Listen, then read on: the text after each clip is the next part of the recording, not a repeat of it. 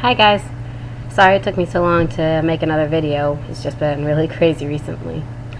But to continue my story about my life, I decided that today I'll tell you about my camp, which right now I'm at, in case you didn't realize what I'm at. Some of you will, a lot of you won't. But in any case, my camp is called Camp Ganderbrook. It's up in Maine. It is a Christian camp. It's an overnight camp, and most campers stay for about a week at a time. And there are 6 available weeks for campers, and then there's 1 week beforehand where you're allowed to come up here and basically help get camp started, clean out the bathrooms, get the electrical turned on, get the pumps turned on, all that stuff.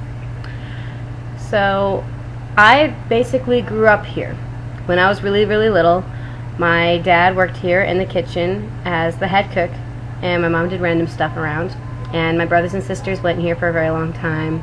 And so I was a random little child running around while the campers were kind of doing their thing. And then I grew old enough to be a camper myself, and I've been coming here every summer since. It's a very interesting thing because my parents always told me that they'll pay for 1 week, and if I want to go for any longer, I have to pay for them myself. Now, sorry, I see people outside. Now, since I was 14, I've had a job. And I've mainly had the job so that way I could get enough money so I could come here. And it's been worth it. I mean, now that I'm too old to be a camper, they only allow you in here for as long as you're in school. 8 years old till you graduate from high school. Since I'm too old, I come here now and I volunteer. And that's lots of fun.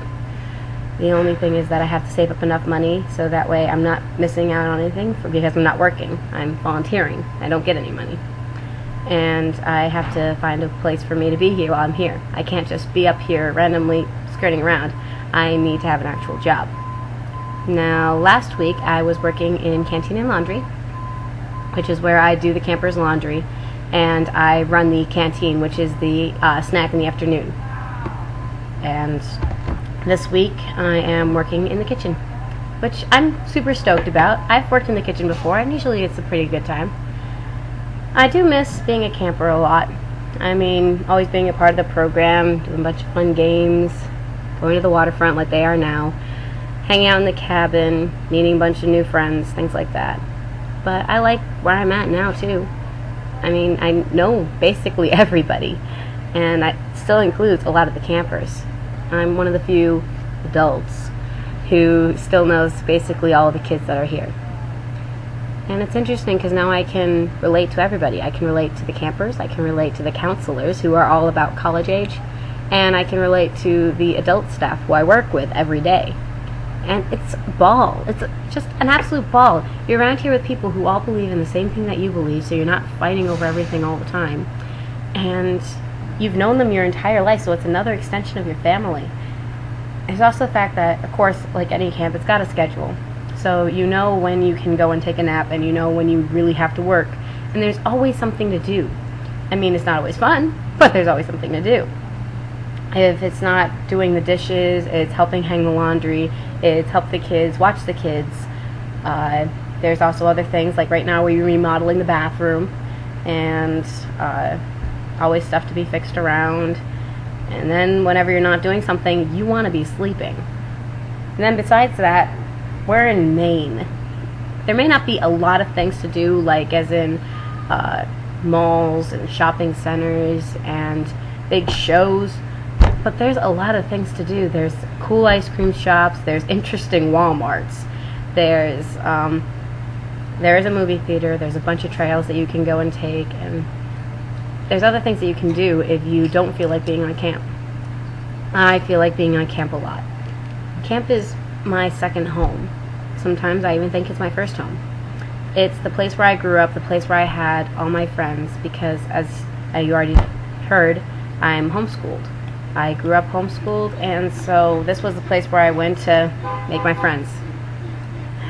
And right now they're chanting the bus driver, which is really great.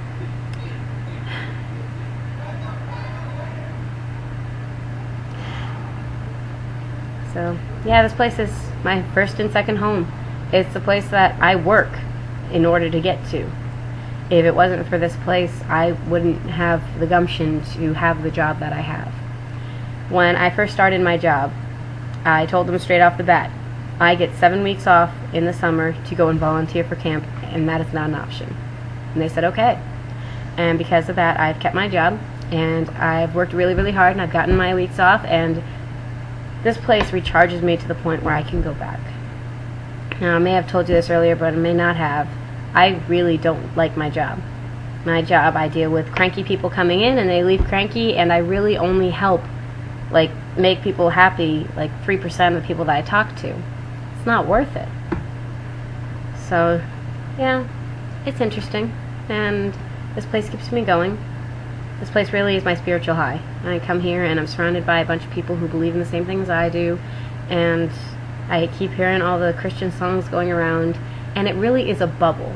Like, there's no electronics allowed for the campers. They're not allowed to have it, and because of that, cell phones are basically non-existent here. Because I'm a volunteer, I am allowed to have my cell phone, I'm allowed to have my laptop. I'm just not allowed to have them inside of the campers, which is fine. There's plenty of times when I can go in the back and not really ruin anybody's day. But still, it's because of the lack of electronics, it's a bubble. You get to know the people that are around you and not the people who are a million miles away from you. Which, granted, I love the internet for that. But sometimes it makes me miss who's around me, which is a little sad, but camp is what gets me back to ground. And yeah, so that's the basic outline of what I do with my summers. I disappear onto a big piece of land up in Maine where there's really not that much going on except a bunch of great people who I love hanging out with. I've been coming here every summer for the past, I don't know, 12 summers or so. And for the fact that I am 20, that's kind of a big deal. So, actually, 12? Yeah, 12. 12 is it. So, welcome to my second home. Someday maybe I'll see you up here. It's going to be interesting. Maine's motto is worth a visit, worth a lifetime. Same thing with this place. It's definitely worth coming up to visit, and it's definitely worth pouring your life into. And that's all I got to tell you guys today. Hopefully I'll be able to give you some new updates as to my life or new stories on my past sometime soon, but we'll see how it goes. Catch you later.